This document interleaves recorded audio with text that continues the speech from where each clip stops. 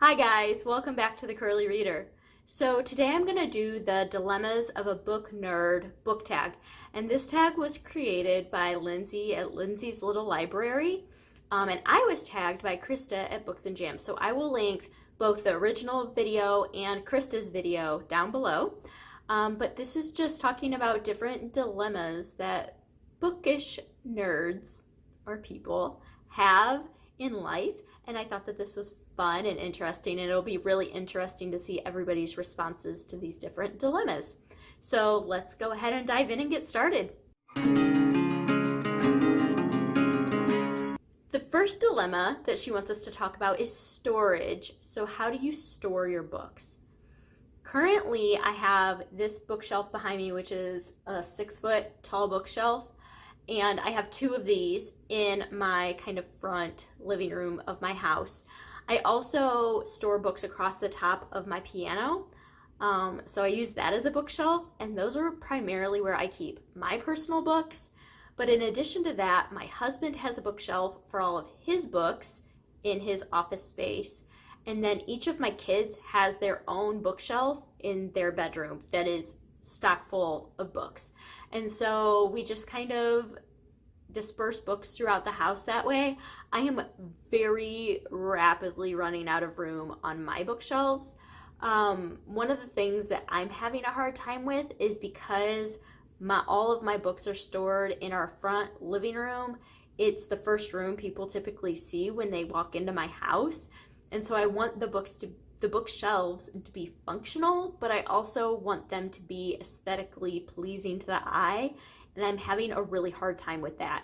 I am not very good at home decor, and trying to figure out how to make bookshelves look aesthetic but also cram as many books as possible in is proving to be a kind of difficult task for me.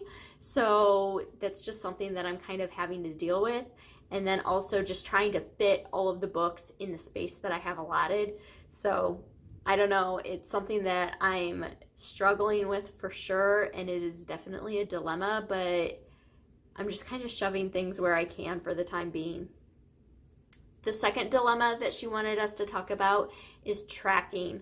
So how do you track your books that you read and also books that you own?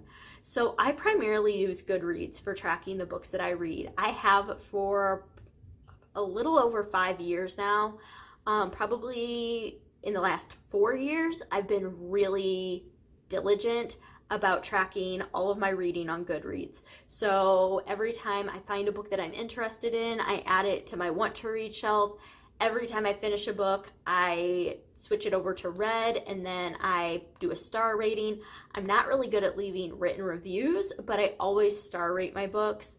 And so that's how I do that. And then I also have so I have those two shelves. I have a DNF shelf so that books that I wanted to read at one point, but I tried them and I no longer want to finish them, I put those on my DNF shelf.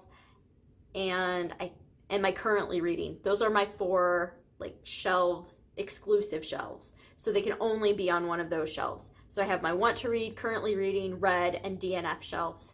And then I also have tags. So whether it's by genre or the year I read it or different TBR subgroups, things like that, I have those shelves as well on Goodreads. I don't have a very good method of tracking the books I own. I do have an owned tag on Goodreads, but I don't utilize it very well because there are books that I own that I don't necessarily plan on reading. And so I'm having a hard time kind of reconciling that as far as books that I own versus books that I don't. How do I track the books that I own if I don't really intend on reading them? I know that I don't want to read them, but I still want to own them. So, and I guess that's a whole other topic in and of itself, is the fact that I would own books that I don't really ever plan on reading. But there's different classics and things like that I own really cool editions of them that I probably will never read, but I don't want to get rid of them because they're really cool looking. So I don't know. If you have a good way of tracking your owned stuff, let me know, because I've definitely bought a book more than once because I have no good method of tracking what I own. And then, of course, there's books that I used to own, but I don't own anymore. And so I think in my head, oh, I've already got that. And then I don't actually have it anymore. So I miss out on buying books like at a good deal, like at a thrift store or something like that sometimes because I think I already have it, but it turns out I actually don't. So I probably need to figure something out. So if you have a suggestion, leave a comment down below and let me know because that is something I really need help with. All right, dilemma number 3 is borrowing. Do you lend your books out to people? And I definitely do. One of the things I talked about in my Getting to Know Me video is the fact that most of the books that I purchase used, whether it's at a thrift store, a library sale, or a little free library, or something along those lines. I typically don't spend more than $5 on a book, unless it's something I really, really want, like this. I got this whole box set from Book Outlet, and it was a really good deal, but it was brand new. I also bought the Illuminated files brand new because I really, really wanted to own them. And so I'm not above buying stuff brand new, but I don't do it very often at all. So because I don't spend a lot on my books, and also because I want to share the books that I love with other people, I will hands down lend out books. It doesn't faze me one bit.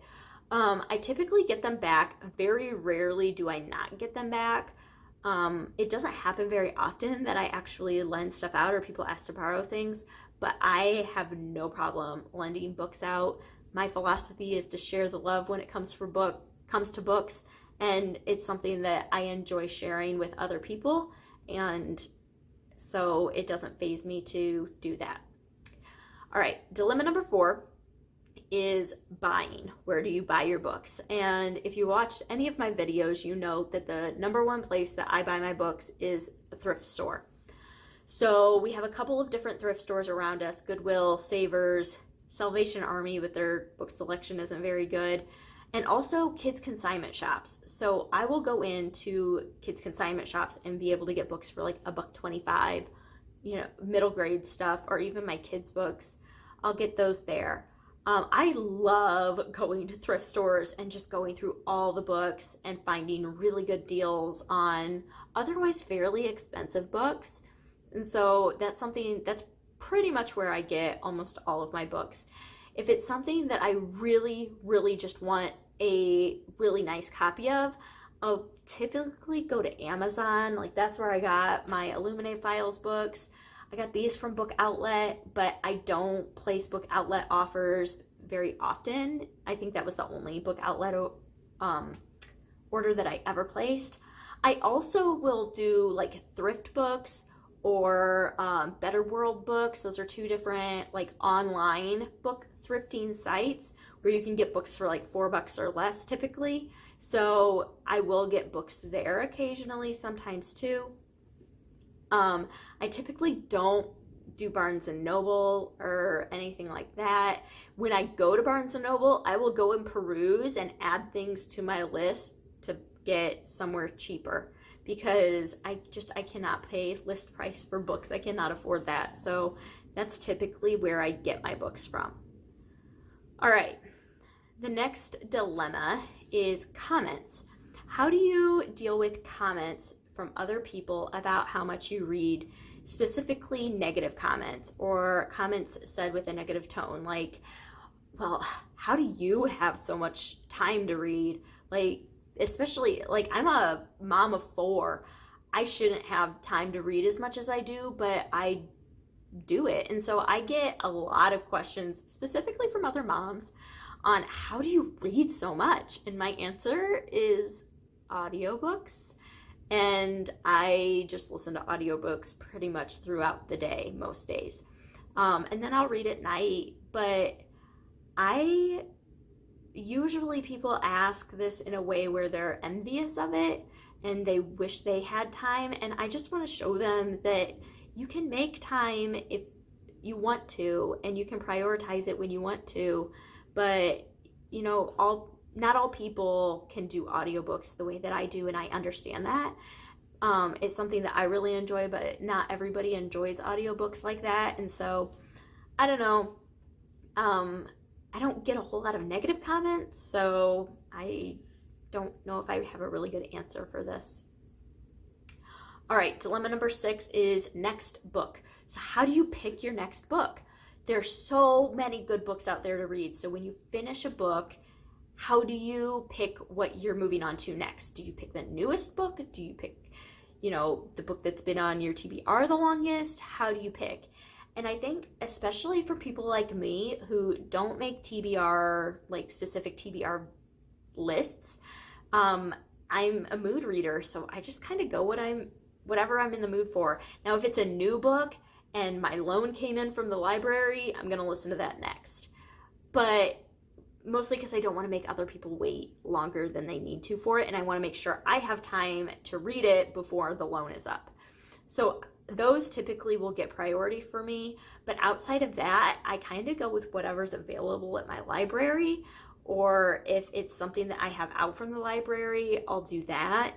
And then I guess other than that, it's just whatever I'm in the mood for. If I've read a lot of historical fiction and I need to lighten it up, maybe I'll go for a contemporary or, something fluffy. Or if I'm really in the mood for fantasy, then I'll pick up a fantasy book.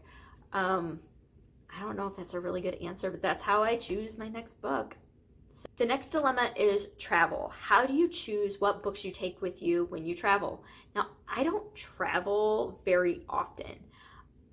We just don't. If we do, it's in the car, and I do audiobooks in the car, and I will just go to my library's app, and I will make sure that I've maxed out my checkout capacity, and I will check out as many as I can, and I will typically get a variety of things. So I won't get all historical fiction. I'll typically get like one historical fiction and one fantasy and one contemporary and maybe one nonfiction, and kind of, because if I get into it, and especially with audiobooks, if the narrator isn't very good or it's just not clicking, I want something that's going to keep me engaged the whole time. So I'll just kind of get a variety, that way I have a lot of options. But if say we're going somewhere this summer, we're going to be going on a trip back home, and it's going to include a plane ride. And so I will take my tablet and read ebooks on my tablet. Very rarely will I ever take a physical book with me on a trip, because it's one more thing to lug around, and if I finish it, what do I move on to? Whereas with my phone for audiobooks and my tablet for ebooks, if I finish it, I can just connect to Wi-Fi and download the next thing, and it's not as big of a deal. But same with my ebooks, I'll just pick a variety of different things, that way whatever I'm in the mood for, I can read that way. But typically when I'm traveling, it's mostly audiobooks that I have time for. So the next dilemma is, do you annotate your books? Like, do you write in your books? And I don't. I never write in my books. And I think the reason why is because if I ever donate it or pass it on, I want it to be in good condition for the next owner. The only exception to this is like a parenting book or something I'm reading with the intention of learning something specific and I want to make notes about it. Then I might highlight things. But for my fiction books or even nonfiction, like memoirs and that sort of thing, I don't ever write in my books. If anything, I'll go to Goodreads and I'll make notes in my review of specific quotes or things like that, so that if I want to go back and look, that's where I would go. But I don't write in my books. I've thought about like sticky tabbing them, but most of the time when I'm reading, I'm listening, and so there's no good way to know where you're at in a physical book. And in physical books, I don't really pay close attention to quotes and things like that until I get past it, and then I'll go back to it. But yeah, I don't. So dilemma number 9 is new or backlist. Which do you tend to lean towards? New books or backlist books? And I definitely read more backlist books than new books. I really don't like reading new hyped books because I feel like the people haven't formed good opinions on them. Not good, but like clear opinions on them yet, because there's just so much hype and you're forced to love it because everybody else loves it and I feel like that sways my thoughts on a book. If everybody else loves it, then if I feel like I have to love it, and sometimes it'll affect the way that I am comprehending it and the way that I feel about it. And so for me, I tend to read more backlist books so that I can kind of read through positive and negative reviews of it if I am reading the reviews, and I can form my own opinion of it, and it's not swayed so much by all the hype surrounding it.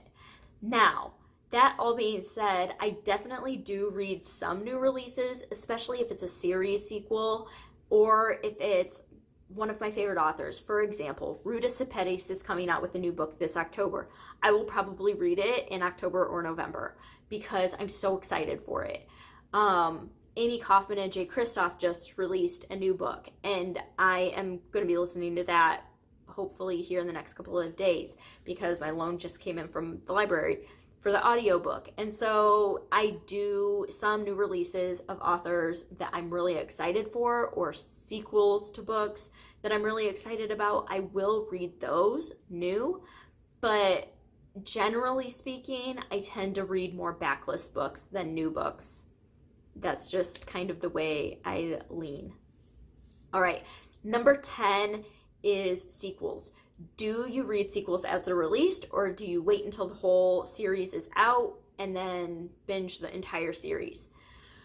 So the way that I typically do it, I guess the way that I would prefer to do it is to wait until the whole series is released and then read the whole thing at once. Because I tend to read so much stuff, I will forget what's going on in the first book until, if there's a big gap between when the first book comes out and when the second book comes out.